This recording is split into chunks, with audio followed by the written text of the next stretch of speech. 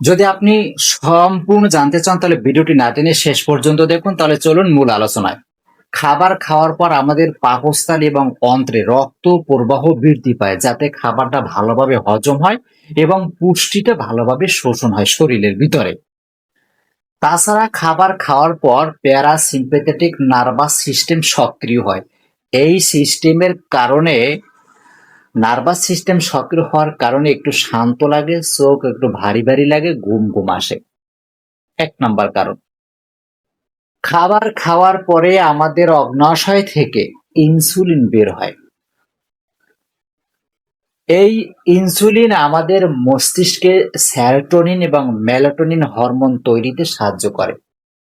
আর এই মেলাটোনিনের কারণে শরীর একটু শান্ত লাগে আর ঘুম ঘুম ভাব আসে, একেবারে ঘুমিয়ে এসে যায়।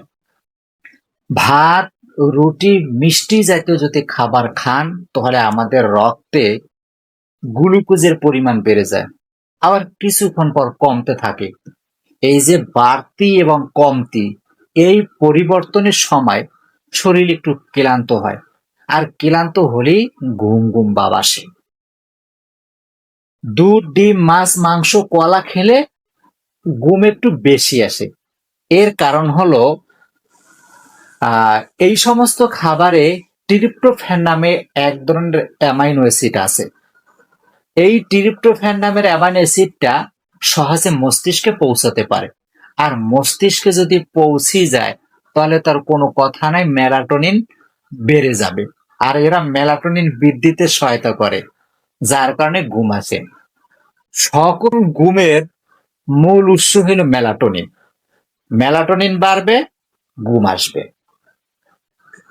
ঘুম, খাবার পর ঘুম আসা একটা স্বাভাবিক ব্যাপার।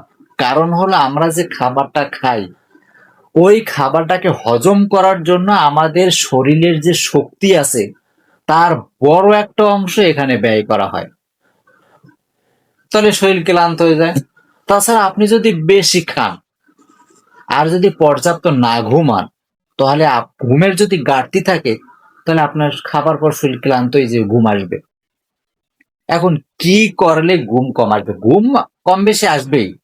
রাতে খাবারের পর হোক, দুপুরের খাবারের পর হোক। দুপুরে খাবারের পর একটু বেশি, কারণ শক্তির ওই সময় বেশি খরচ হয়। এই কারণে ঘুমটা ওই সময় একটু বেশি আসে। তবে কম বেশি সবাইরে আসবে, কিন্তু অতিরিক্ত পরিমাণে আসবে না। কি কি ব্যবস্থা করলে?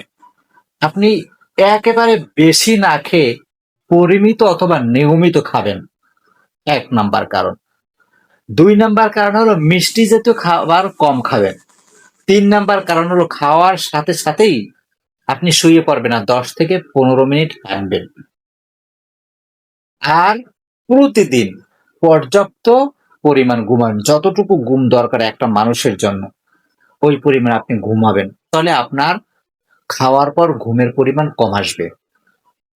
এই ছিল খাবার পর ঘুম আসার মূল তথ্য।